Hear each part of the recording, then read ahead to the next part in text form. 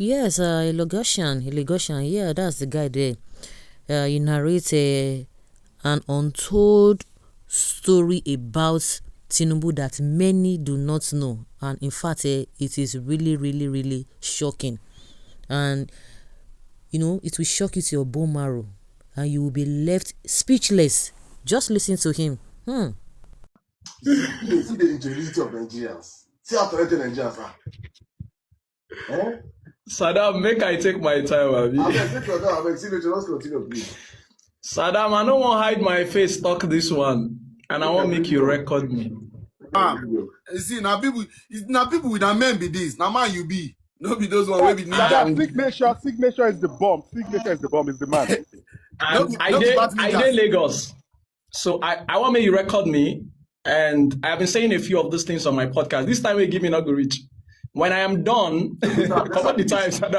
When I am done, it will be very, very clear. Every time I say these things, because it's my popular demand, every time I am done saying it, people, they always cry for live stream. I did it just a few days ago. And then it was just recently, and I realized that the reason why they cry now because they didn't get the same experience. So let me share with you guys. And this is me telling my Lagos lived experience. Now, one of the first things everybody must understand is that when it concerns leadership, every leader leads out of the abundance of value and life inside of them. Yep. I'll say that again. When it concerns leadership, every leader leads out of the abundance of life inside of them. That's why we always say, exemplary leadership is always going to be the best. And so the government you're currently seeing today, the government of Tinubu, is a government that leads out of the criminality inside of him.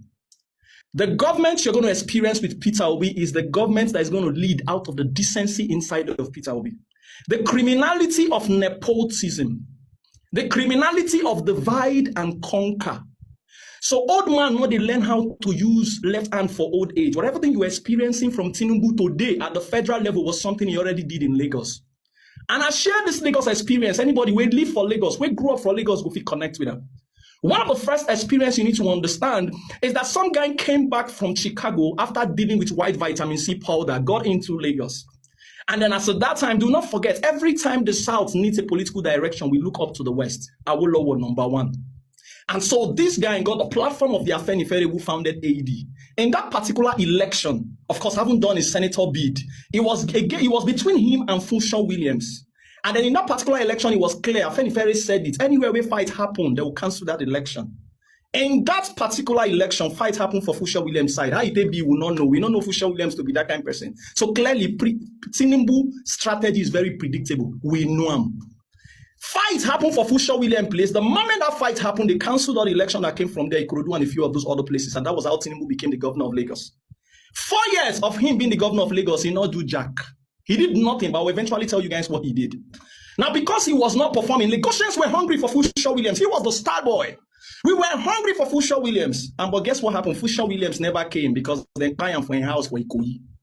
They killed Funshaw Williams like a chicken.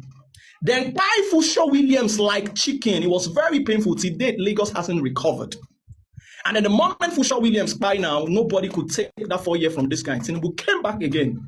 Guess what Tinubu did? And I'll tell you guys this. Lagos, I don't know why the Yoruba people, I don't want to believe in at all. I don't know why they celebrate Tinubu when the real guy they are supposed to be celebrating is the Lateef Jakonde. Lateef Jakonde was the man, the cosmopolitan nature of Lagos. Tinubu destroy him. Cosmopolitan nature of Lagos. You know what cosmopolitan means? It means that Lagos accepted all. It was Lateef Jakonde who came out with that language about how Lagos is no man's land. He was not saying it's the land of the Igbos. He was not saying we don't recognize our host. Lateef Jakonde simply said it was a place that gives you inclusivity, receives everybody so that you can thrive. Lagos was the New York of Nigeria. That was from Lateef Jakonde. Away from that, the Marwa came. Lateef Jakonde constructed all the schools that you know. You know the Jakonde schools, right? All the bridges that you know. He transformed Lagos. When Marwa came, Marwa did construction of the inner streets of Lagos and planted primary healthcare everywhere in Lagos. These were the true star boys of Lagos. But guess what happened? In that time in Lagos, nobody was interested about politics. Nobody. Nobody was interested about what concerned us to our local government chairman. We really did not care. It was that political naivety from the real owners of Lagos and all of that. Now this guy in see when they take advantage enter. Nobody, right? So you can become anything in Lagos without necessarily knowing any politician or being involved with politics. And that's why when Peter Obi tells you that the moment he gets into that seat, he's going to make politics less attractive, because any nation where politicians or politics is the biggest enterprise, that nation is gone. Guess what happened? That cosmopolitan nature of Lagos, Tinubu destroyed it. You know how? He destroyed it with a divide and conquer. Who remember? I say them bomb man, then key man, oh, for insider Jegule. It was in that 1999. So one of the first things that Tinubu did was that he factionized every point of Lagos. He made sure that there was ethnic troubles, tribal division. Who remember said they buy people for Idiaraba? Loot Idiaraba. He became a Yoruba versus Hausa fight. Who remember when at the year Sheyi they talk? We all grew up in Orile, so people can lie in the name of politics. Who remember the Yoruba versus Ilaje fight? The riverines of Lagos.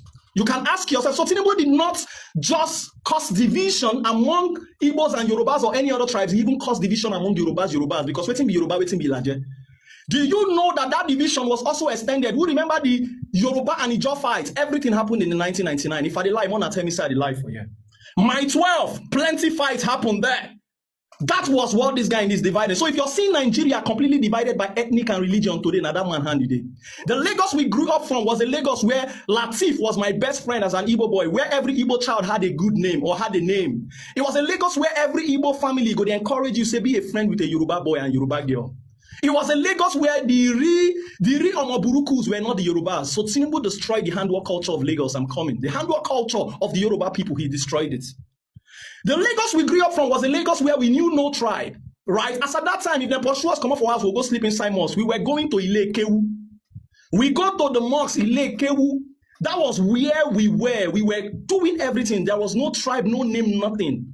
Now listen to this. One of the first things that this man did was to make sure that he institutionalized thuggery. And he always asked them, make them come out here and challenge me. Which thug in the whole of Lagos really be Yoruba person at that time? This MC Oluoma one at the CISO, he was not the one ruling Oshodi. The guy who ruling Oshodi, his name was Bomboy. Bomboy was an Neni boy from Anambra. There were other guys in Amukoko, Kolum Pichi, they were all Igbo, South. So the only people you could consider the thugs or the Omoburukus of Lagos were not the Yorubas. The Yorubas were busy and hungry to go to school. That's why they got into UK when many no go. That's why they got many bank license when many no go. But when Tinubu came, he institutionalized thuggery. And then the moment he institutionalized thuggery, he destroyed the handwork cultures of the Yorubas. You know what the handwork cultures is? There was a three-wave that took over all Yoruba young person. One of the first wave was the deeper life wave. We call it the Ayobo. Ayobo wave was the wave where you go to deeper life. When we go deeper life, we'll... Kai. No, don't do this to me, network, please. Oh, network, I beg, go. No. This is...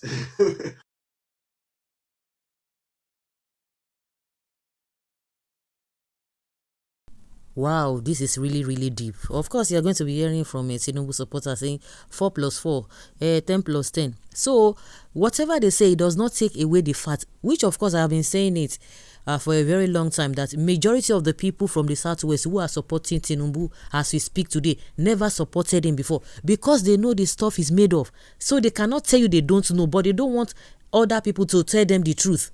And that is whereby anybody is coming out to tell them the truth, they will always try to antagonize the person and begin to go tribal. That is a exact thing. I've heard some parts of the thing that this guy said, but some of the things that, there's some things I've not heard before that I'm hearing from him. Majority of them know exactly. The Yorubas, they know exactly. Go and ask this man, this Bode George. Yeah, Bode George.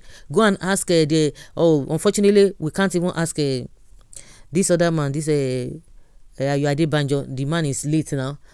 There is one they call Shodi. They know all of a sudden that one just made a U-turn to start supporting Tinubu. I don't know whether they went to go and beg him. And that is when you will hear them say, oh, omo eni ole shedi bebere kafi leke si di omo elumi. Oh, person own. All those things, I'm sure they begged that guy. It's not as if the guy does not know. That Oshodi, once Oshodi Eko or something. That guy he knows all these things they are talking about. Or you want to go and ask Dele Farutimi. They know all of those things. And that's why you see that few people among them are the ones who speak. And when they speak, majority of the Yoruba will come and say, oh, Omale Yoruba. It's a lie. They will be calling them all manner of names. Majority of them know the stuff Tinubu is made of. And I can say 99% or even 100% of what this guy say is the truth. Nothing more than the truth. Is unfortunately the guy cannot even finish. We are going to bring back the other part. I think the guy's network just went off, and that was why he could not even speak. But we all know this. For people who are very deep thinkers, without even knowing this Tinubu's background, but since Tinubu came on board, and when he started campaigning in 2023, a lot of people have been able to know the stuff is made of. So there's nobody, with the way things are going in Nigeria, with the way, a lot of people were not really paying attention to Tinubu's character, apart from the Lagos people and some people in the Southwest, or some of the politicians who have been ruling together with him. But Tinubu coming to be the president in 2023, with what this guy said, and if those people are really deep thinkers, they will know that what this guy said is nothing but the truth. But let's hear your opinion in the comment section, and let's have your take. Thank you.